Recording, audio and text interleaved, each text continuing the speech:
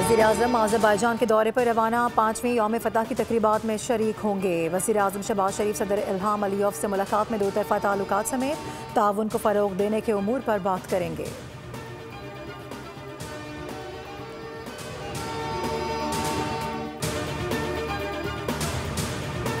ईरानी parliament speaker doctor Mohammad बाकर की वफ़द के हमरा वज़ीर-ए-आज़म शहबाज शरीफ से मुलाकात, मसाइल के लिए बातचीत और सिफारतकारी जैसे पुरअमन तरीक़ों पर दोनों ममालिक ने गैर मुतज़लज़ल अज़म का इआदा किया।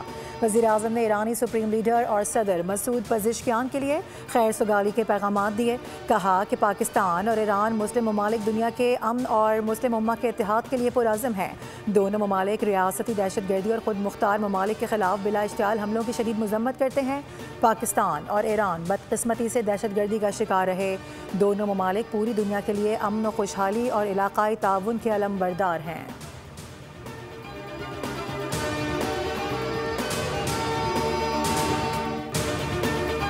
वज़ीर-ए-आज़म शहबाज शरीफ की मसरूफियात के बाइस वफाकी काबीना का आज होने वाला इजलास मुलतवी किया गया। इजलास में आईनी तरमीम के मुसवदे की मंजूरी दी जानी थी। काबीना से मंजूरी के बाद आईनी तरमीम का बिल आज ही सैनेट में भी पेश किया जाना था। गुज़िश्ता रोज़ 27वीं आईनी तरमीम से मुतालिक वज़ीर-ए-आज़म ने इत्तेहादी जमातों को एतमाद में लिया था। वज़ीर-ए-आज़म ने MQM पाकिस्तान के वफ़द से मुलाकात में बल्दियाती मुसवदे को 27वीं तरमीम में शामिल करने का यकीन दिलाया, जिसके बाद मुत्तहिदा ने भी तरमीम की हिमायत की थी। वज़ीर-ए-आज़म से क़ाफ लीग के 4 रुकनी वफ़द ने भी मुलाकात की, जिसमें मुसवदा 27वीं आईनी तरमीम पर गुफ्तगू और मुशावरत की गई। अलीम खान की क़यादत में इस्तेहकाम पाकिस्तान पार्टी के वफ़द को भी वज़ीर-ए-आज़म ने एतमाद में लिया।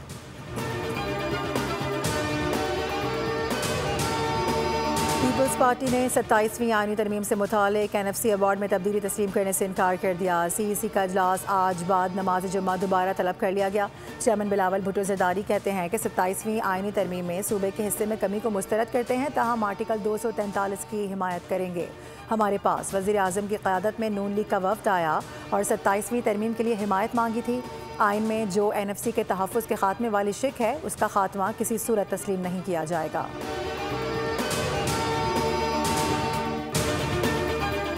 सरबराह JUI मौलाना फजलुर रहमान ने पार्लिमानी पार्टी का इजलास तलब कर लिया। मुल्क की सियासी सूरत हाल और 27वीं आईनी तरमीम से मुतालिक मौलाना फजलुर रहमान पार्लियामेंटेरियन से मुशावरत करेंगे।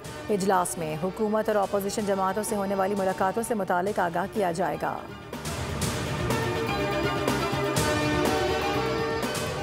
सुप्रीम कोर्ट में मुजव्वज़ा 27वीं आईनी तरमीम पर जजेज़ और वकला के दरमियान दिलचस्प मुकालमा। दौरान समाअत वकील फैसल सिद्दीकी ने नाम लिए बगैर 27वीं आईनी तरमीम का तज़किरा कर दिया। जस्टिस अमीनुद्दीन खान ने इस्तफसार किया कि क्या ये केस आज ख़त्म हो जाएगा। वकील फैसल सिद्दीकी ने जवाब दिया कि मेरे ख्याल से आज शायद केस ख़त्म ना हो पाए। जस्टिस जमाल खान मंदुखेल ने रिमार्क्स दिए कि रात आपके हक़ में कुछ पेशरफ भी हुई है। वकील ने कहा कि मुझे कोई शुबा नहीं कि सुप्रीम कोर्ट का कोई कुछ नहीं बिगाड़ सकता। जस्टिस जमाल खान मंदुखेल ने कहा कि अगर ये ईमान है तो फिर फ़िक्र की क्या बात है। जस्टिस अमीनुद्दीन खान ने रिमार्क्स दिए कि हम आइन के पाबंद हैं।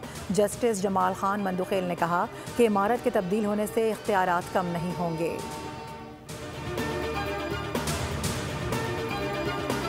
और के इलेक्ट्रिक का 4th फेज़ धाबेजी पंपिंग स्टेशन की बिजली बंद होने का मामला ताहाल बरकरार। बिजली 48 घंटों से मअतल, केबल फॉल्ट ताहाल दुरुस्त नहीं किया जा सका। तर्जुमान के मुताबिक ज़ेर ज़मीन केबल फॉल्ट के बाइस बहाली के काम में मुश्किलात पेश आ रही हैं। वाटर कॉरपोरेशन हुकाम के इलेक्ट्रिक इंतजामिया के साथ मुसलसल राबते में है।